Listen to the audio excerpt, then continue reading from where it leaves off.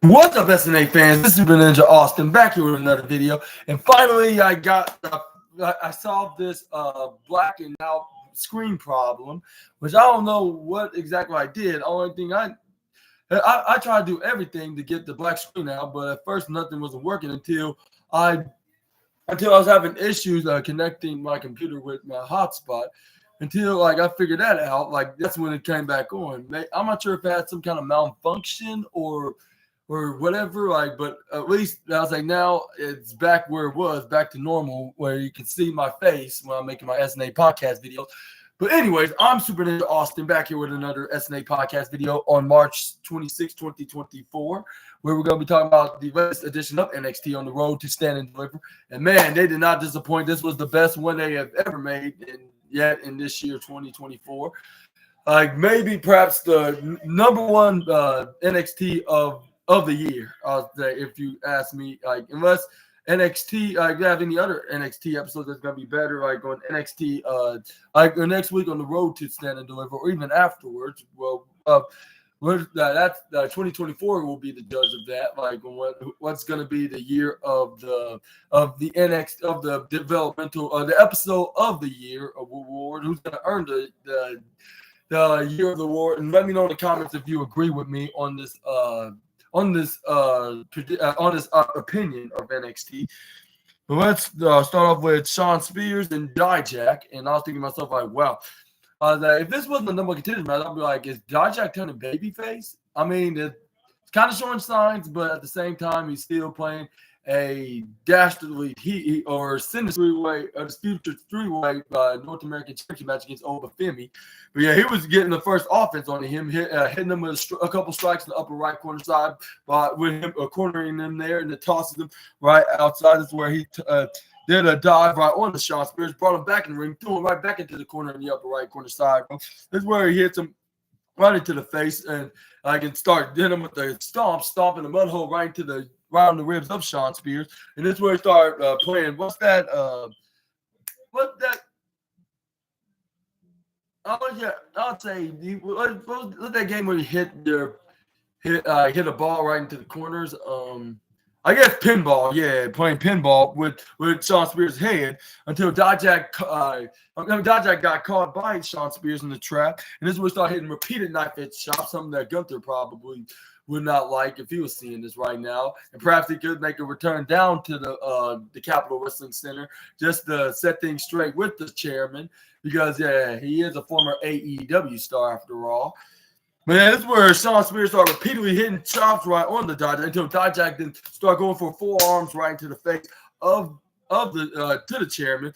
And then this is where the former T-Bar that picks him up laying right onto the top turnbuckle on the upper right side, and starting back elbow strikes, and some chops and some forearms, which Gunther probably put him in the 7,000, number 7,000 on the list. And then this is where Dijak then hit a sidewalk slam after Irish whipping him on the left side. This is where then he stand right onto the middle rope. This is where he did a diving splash right onto the chairman. But this is where Shawn Spears kicks out, got the shoulder up at 2.1. This is where Shawn Spears this guy is painfully this guy's very painfully difficult to wrestle, but still he's not gonna beat me, and if only that's true in Shawn Spears' sake, because he's been lying to himself. But anyway, this is where. And then not only this is for a shot at the North American Championship, he also was trying to find out the secrets that Dijak's been hiding from everybody to NXT. And let me tell you, and then bad news for Shawn Spears. He did not figure out what was Dijak's secret. So yeah, keep this between you and me, even though this is not even a secret. But anyway, this is where Dijak, they go put him right to not Dijak, Shawn Spears put dive to the upper right side, hit another thunderous stinging knife edge chop. This is where then the Irish whip him right to the bottom left side. This is where then Dijak put him right to the face. This is where Uranagi slams the chairman, and I'm sorry if I keep repeatedly calling him the chairman, but that's what Shawn Spears always calls himself ever since he's been on AEW.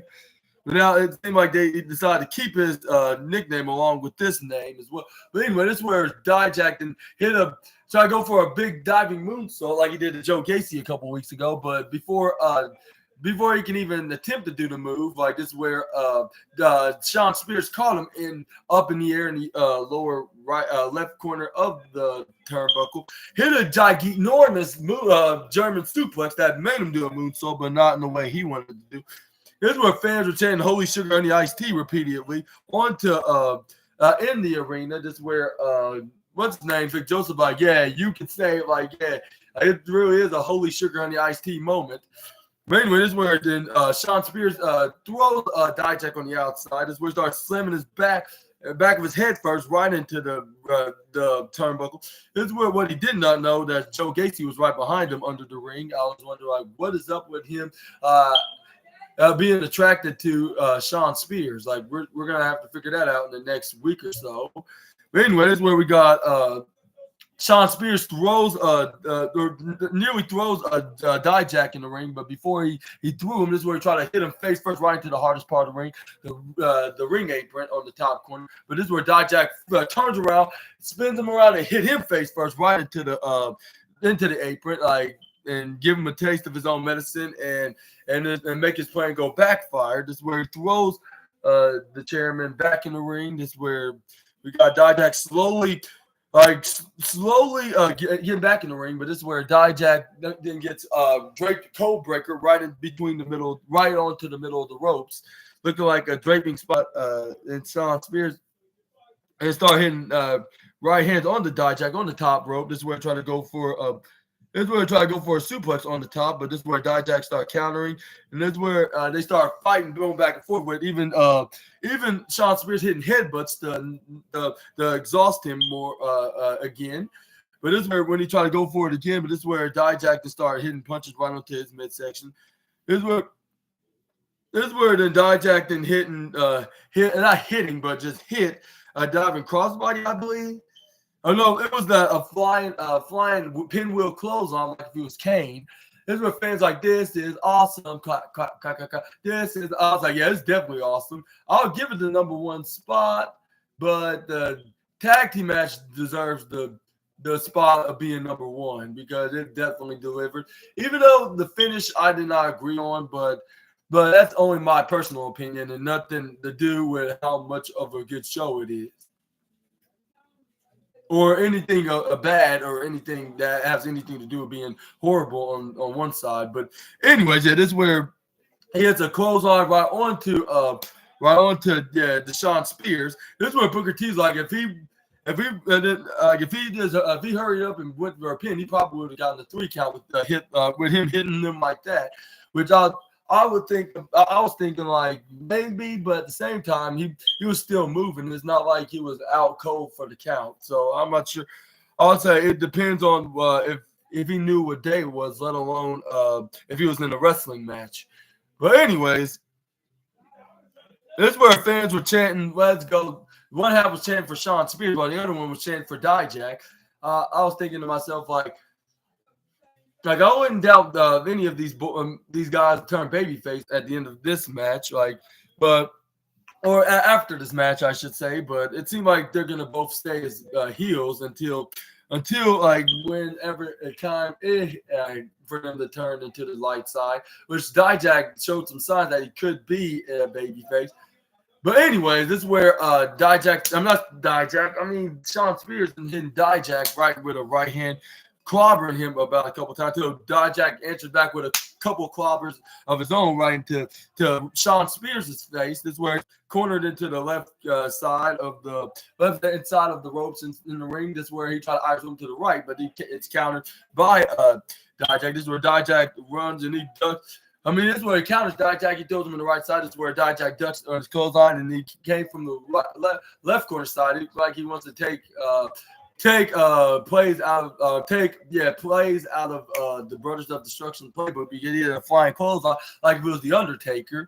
Let's hope he has permission for the dead man, even though he's not a locker room leader now, but he still run the wrestling court to this day, rumor has it. But anyway, this is where then Dijak grabbing onto Shawn Spears' face, and this is where he started hitting chops, which I don't think Gunther was happy because he was keep putting him down to 1,000, like 6,000, 5,000, 4,000, 2,000, until all the way to 1,000. This is where the Dijak then hit a standing Falcon Arrow, tossing what's his name, Shawn Spears right into the middle of the ring. I'm not trying to say what's his name. If I don't care, but I do know his name and I do care. But I'm trying to remember everything, and I had gone overload right now. I better calm it down just a little bit in my head.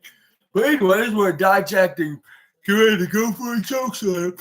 Anyway, Shawn Spears pushes his arm away, tries to super kick him, but this is where Dijak caught his leg. This is where he spin him around, try to go for a chokeslam. And they thought it was going to be the second time a charm, but this is where Shawn Spears rolled him up in the wheelbarrow pin. But this is where he only got a 2.8 count. This is where Shawn Spears finally got the super kick.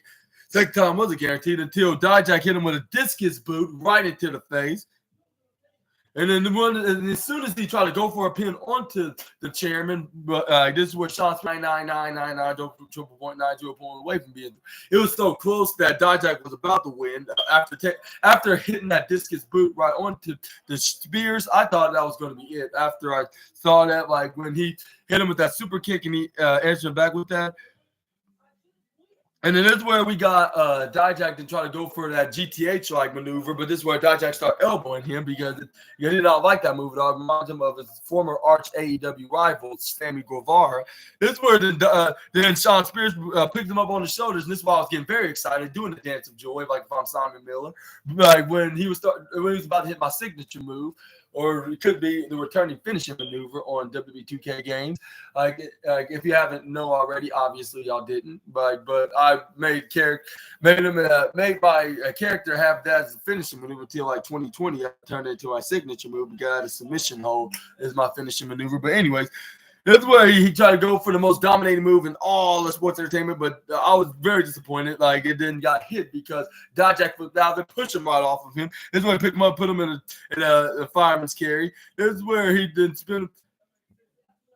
And this is where he tried to hit him with this F10-like maneuver, but this is where we got Dijak flips over and DDTs him, even though it was an effective botch, but at the same time, it still was enough to knock him down, but still Dijak managed to regain all his strength to roll out of the ring in the bottom corner.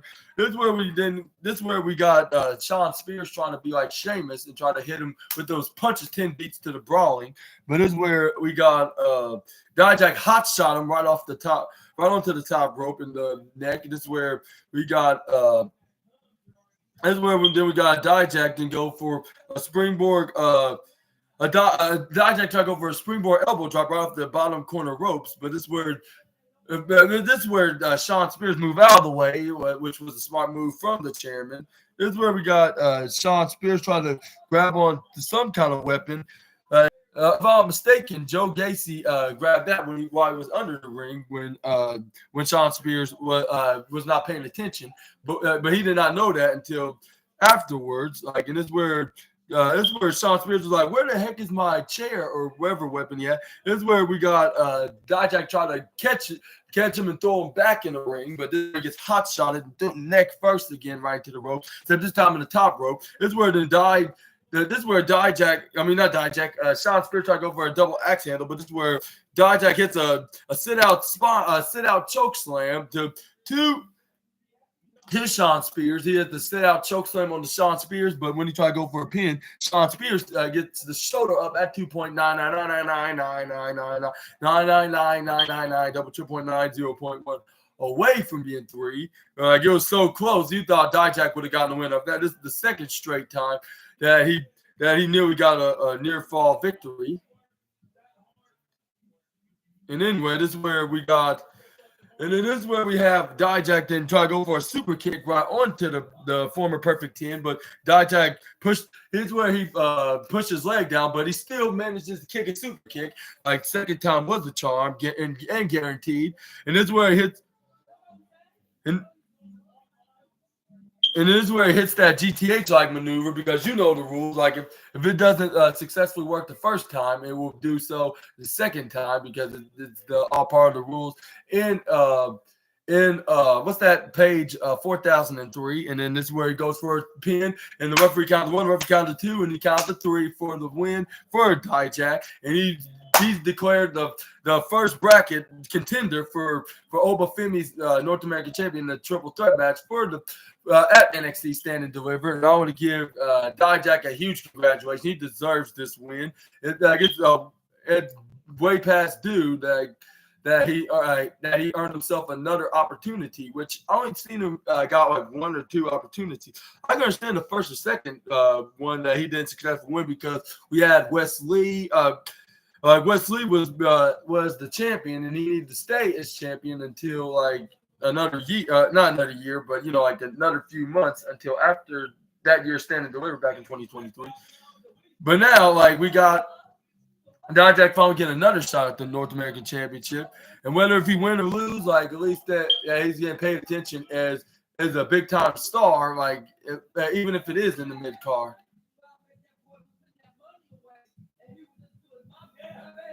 And then this is where Joe Gacy starts swinging around the chair like in hilarious fashion, and he said, "I help you, Dijak. Being friends with me don't be bad." And this is where Dijak's like, "I don't know about being friends, but I appreciate catching Spears off guard. But why you're going after him now? Which Joe Gacy didn't even know what exactly he." But he did it for, because these guys were beefing about a few weeks ago until NXT Vengeance Day, I believe, or even a little bit afterwards. Like, I think it was that Asylum match. It was that Asylum match, like in the beginning of March, or was it the end of February? Let me know in the comments down below about that. But yeah, I want to give a huge congratulations to Dijak. But this is where we got Roxanne Perez sending a very ruthless message to Lyra Valkyria to look at me, like when she was looking at video, like I was just happy to be here in the stars and in the eyes, and it was so nauseating and so sickening watching it. Like, it just honestly makes me sick. Like, I don't know, you could just drink big enough and make everybody be like me. Like, just follow your dreams and you're gonna get the outcome. Like. And then me saying, like, every single one of these pictures has been all these moments of taking pictures with all my favorite WWE superstars, and I've been that gullible little girl that think thinking the wrestler's gonna the heroes and the heroes is gonna give everything to her, and you know what, and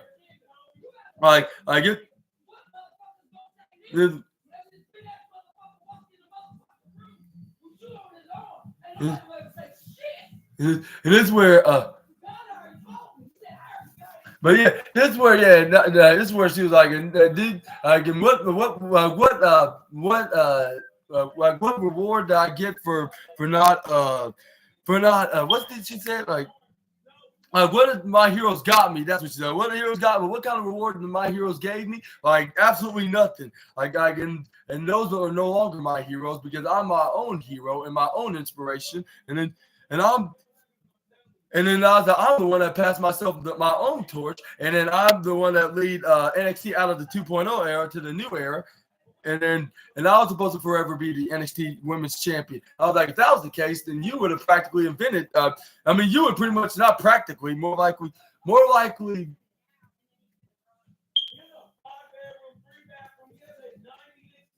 But yeah,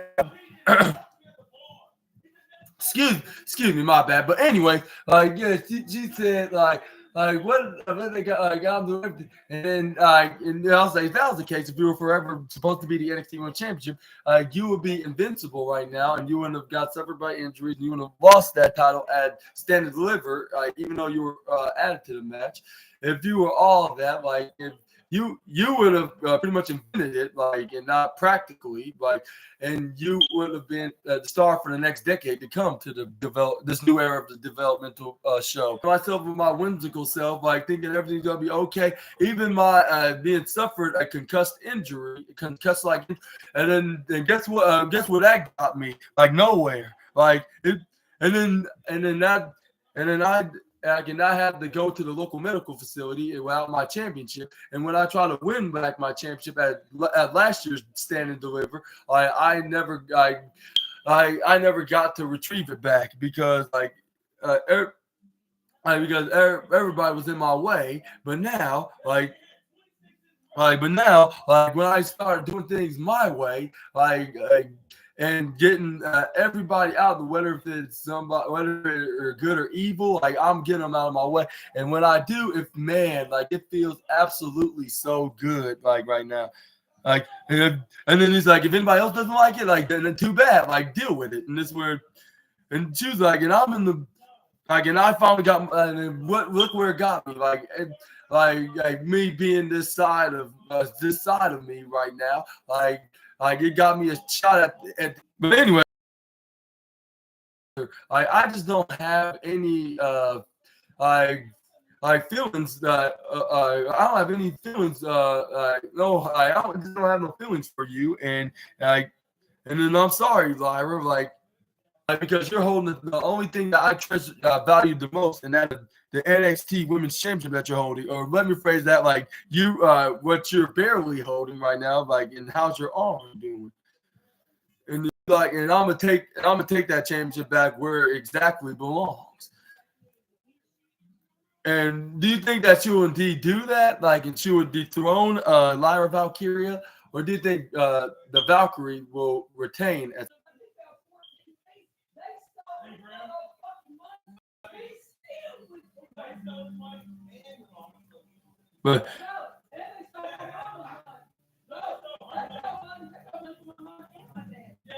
But let's whoever's gonna win the triple threat match between the Good Brothers, Nathan Frazier and Axiom, and the LWO, and for Alpha Academy if they could win, which I'm not gonna say much about the match until I'm talking about it already.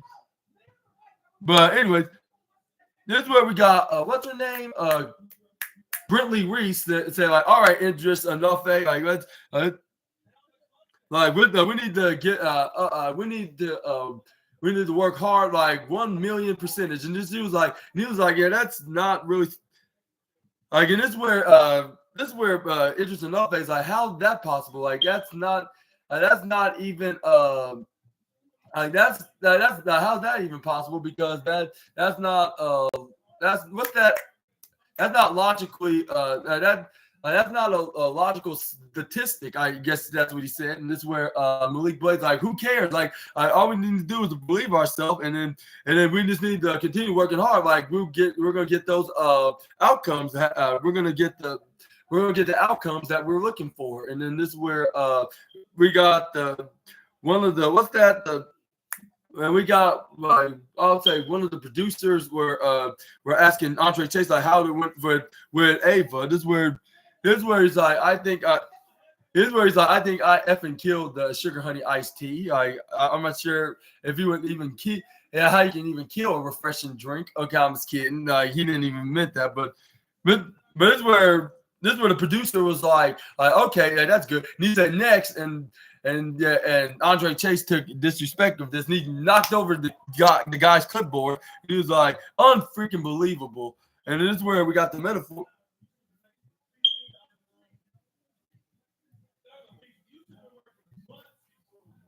Wait, was it? No, it wasn't talking to Ava.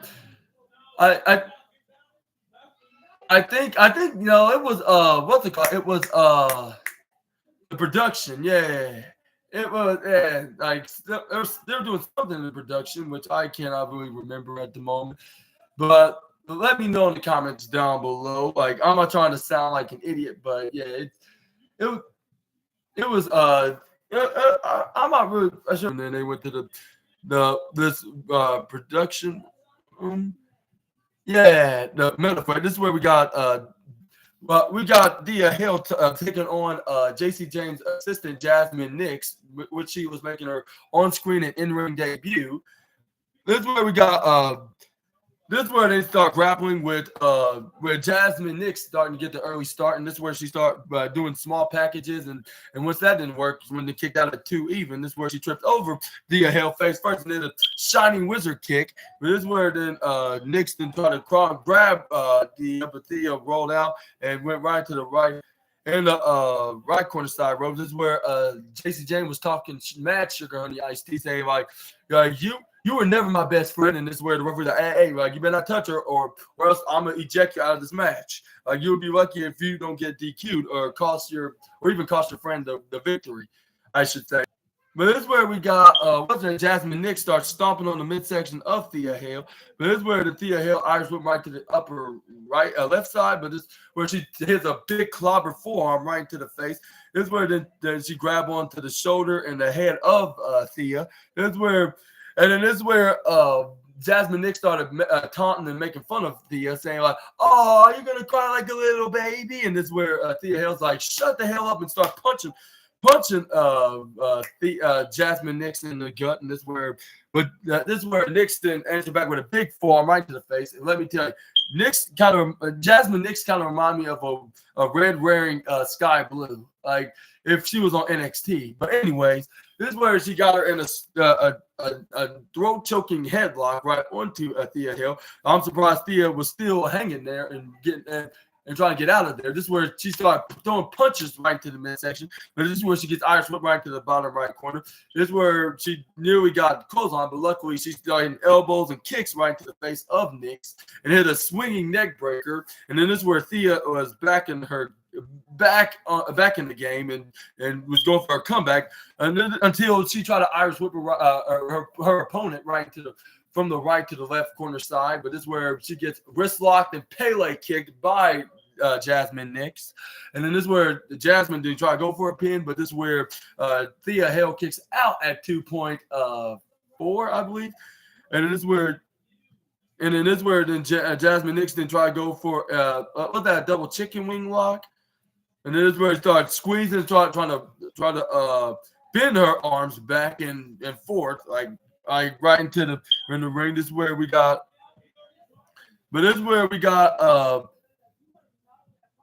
then this is where we got JC Jane grabs onto what's his name, Andre Chase's red Chase U towel. This is where she starts swinging in the air. This is where Andre Chase like, what are you doing with my towel? And this is where JC Jane's like you want it back, you gotta come get it. And this is where he's like, seriously, JC, like give that back right now, like or else. And then she was like, or else what? You're gonna expel me? Like I believe I'm no longer attending to your good for nothing class. And then this is where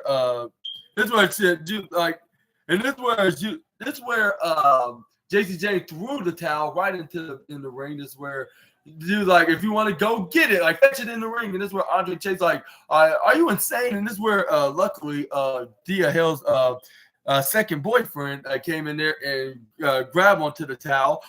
Riley Osborne. This is where referee like, this is a big deal. I'm trying to get the towel. And then this is where the referee's like, all right, like I see what you're trying to do. I know you love her so much that you could even try to help her get this win. But when I see you trying to do anything slick, like I have no choice but to get so. And this is where Riley Osborne was like, what? Like it's a complete misunderstanding. Like I was trying to retrieve the towel. Like I'm not trying to start no distract. This is where.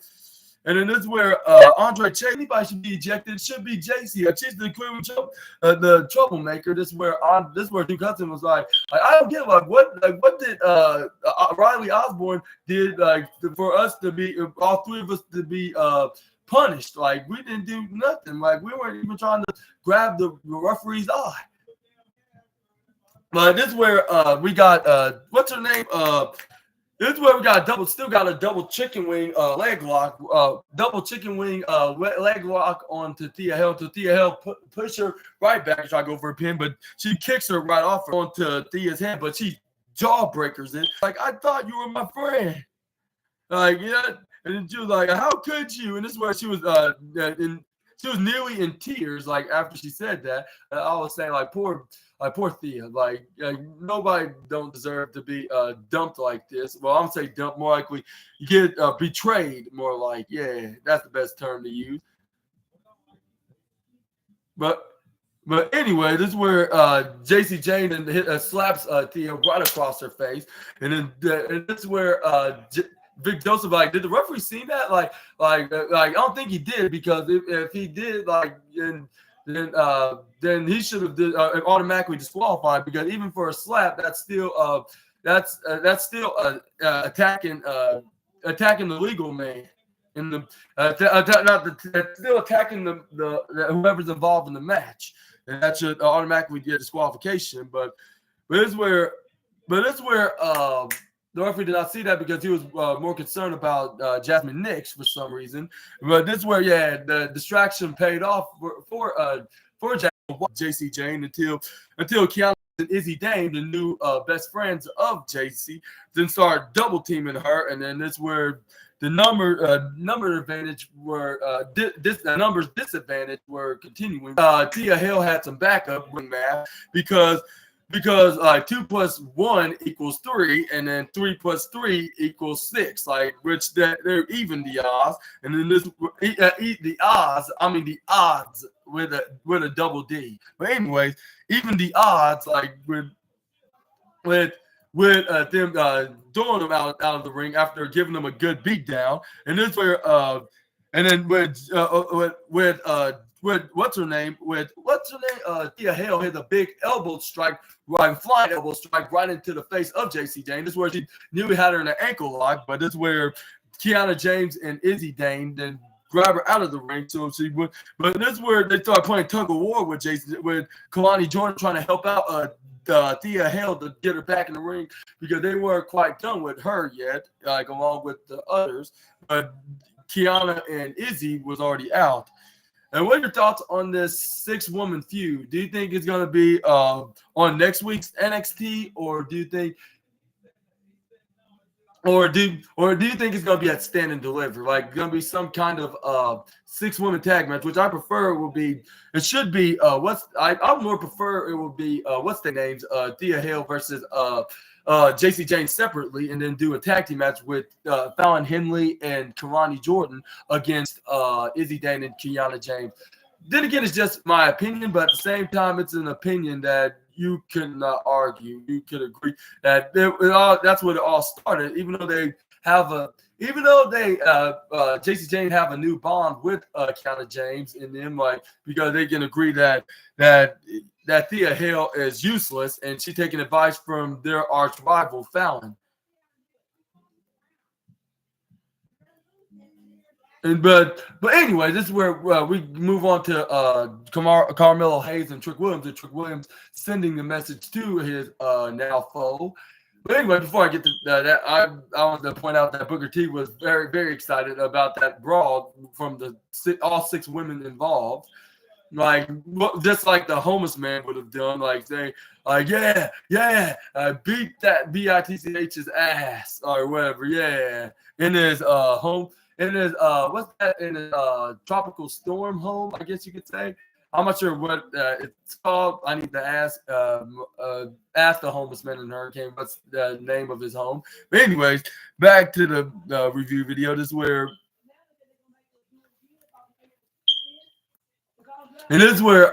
Trick Williams is like yeah, I remember, like, we were like almost like brothers, and we've been building this trip special. Like, but Carmelo Hayes let his jealousy get the better of him, basically. And this is where we got like likes of Booker T and Randy Orton and CM Punk and other wrestlers that spoke positively about the upcoming I'll say the breakout star, I guess you could say, the breakout single star. And then this is where Trick Williams, like, yeah, like, I was there with you, Mello, when you were achieving those awards, like, but none of those awards had my name written all over it. And then this is where he showed him when he asked what's his name. And this is where he asked what's his name, John Cena, on how was it when he how it is when he got his start as a big time single star. And then, yeah, at the time back a few months ago when Cena was there, when I believe it was when it was October, yeah, when Trick Williams asked him for a few advice, like especially when Trick Williams is going, I believe going after for the North American Championship, or was it afterwards? Before he was going after for the NXT Championship, but anyways, yeah, this is what showed that they showed Booker. And this is where Booker T was explaining like what exactly Trick Williams did. He wanted to leave the shadow of Carmelo Hayes and not being known as his hype man or sidekick, and he and he and then he wants the champagne wishes of the same accomplishments that his boy Melo had like from over the past couple years. And then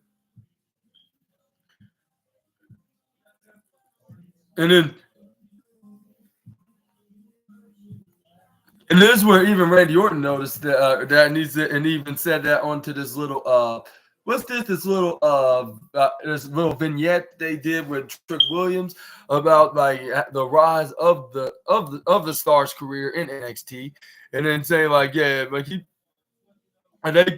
and they looked at him differently. Like ever since he went out on his own, and even have a catchy a catchphrase and a very catchy theme music of "Whoop That Trick" and all that stuff. And this is a totally different side of Trick, like than he was as Carmelo Hayes' hype man, I guess you could say.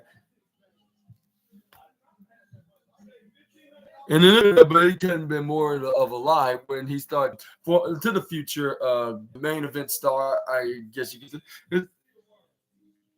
And this was like it was not all about you, like it was about only me, and then and like you were just a mockery when you got that shot at the NXT championship against Ilya Dragunov.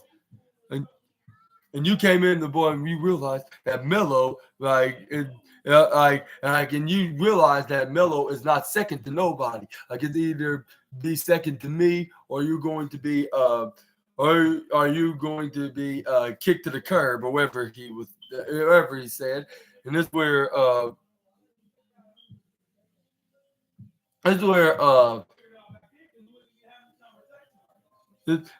Carmelo Hayes was like and this is where they showed not Trick Williams, Carmelo Hayes, like when he explained why he turned heel. Like he was he was always out by his side, but he bought the hand that feed him. And you were always like just the hype man of his, and that's what always it. And then that was always going to, and that's what always you're gonna ever be, Trick. Like, and then. And now I'm the man, and I'm gonna continue being the man that don't Mitch. And then this way he's like, and so Trick, so wherever the heck you at, like you can, you're gonna be just standing there because your 15 minutes of fame is up.